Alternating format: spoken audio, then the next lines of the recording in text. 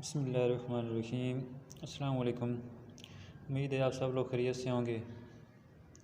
تو class 6 English افہیم by soldier کل ہم نے اس کی تھوڑا سا ریڈ آؤٹ کیا تھا اور کچھ ورڈز میننگ بھی بتائے تھے آپ کو۔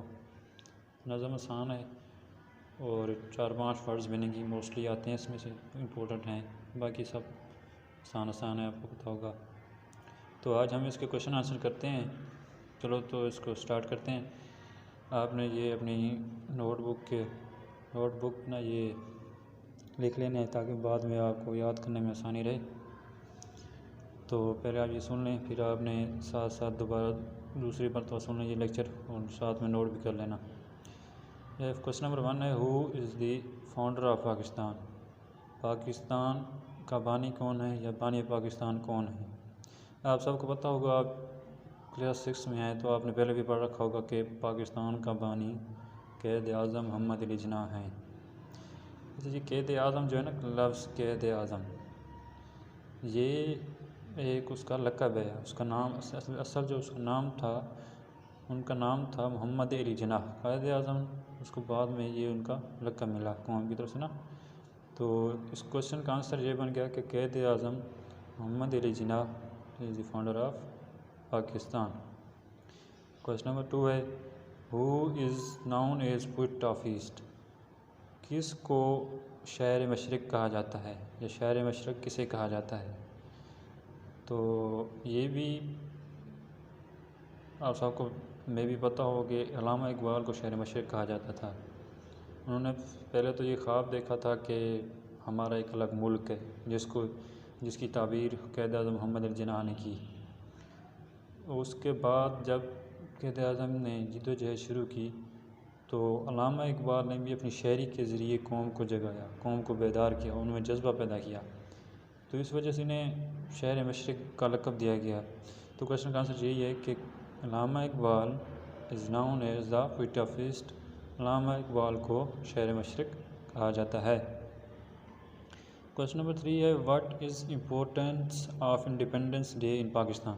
اور کہتا ہے کہ آزادی کے دن کی اہمیت پاکستان میں کیا ہے؟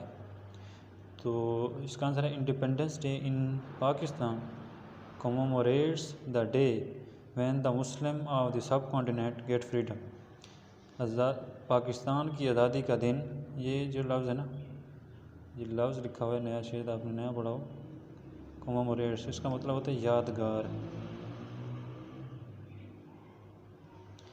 commemorates the day when the Muslim of the subcontinent، sub continent کا مطلب ہوتا ہے بر صغیر، کیونکہ جب پاکستان نہیں بنا تھا تو کافر مطلب انڈیا کے لوگ اور مسلمان ایک ہی ملک میں رہتے تھے، ایک ہی جگہ پہ رہتے تھے، جسے کمبائن بر صغیر ہی کہا جاتا تھا۔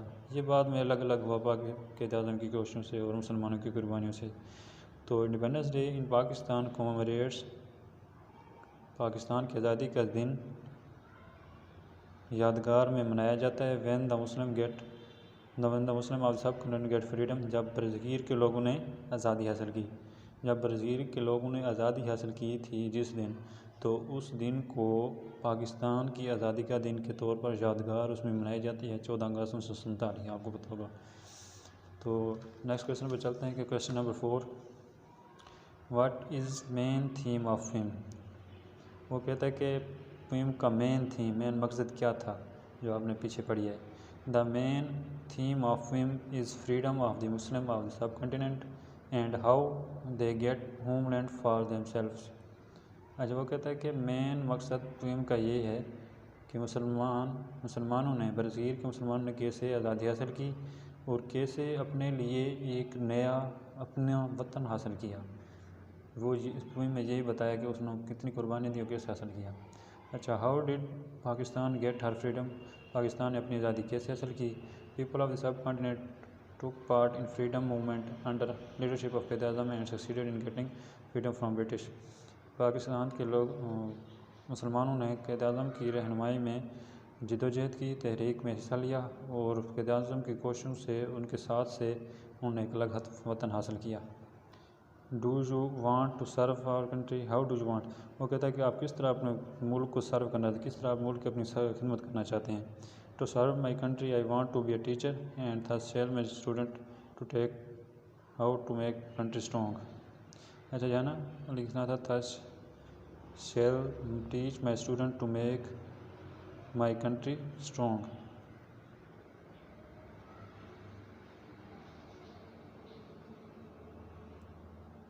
اچھا جی آپ اپنا بھی لکھ سکتے ہیں، اگر کوئی بزنس مین بننا چاہتا ہے، کوئی ڈاکٹر بننا چاہتا ہے، کوئی سولجر بننا چاہتا ہے کہ to serve my country I want to be a doctor to serve humanity, to serve my country I want to be a businessman. اس طرح جس کا جو بھی دل کرے وہ لکھ سکتا ہے. باقی اگر آپ یہ لکھنا چاہتے ہیں تو یہ نوٹ کر لیں. امید ہے آپ کو لیکچر پسند ہے، اگر یہ چیزیں آپ نوٹ کر لیں تو ملتے ہیں نیکسٹ لیکچر میں. اللہ حافظ.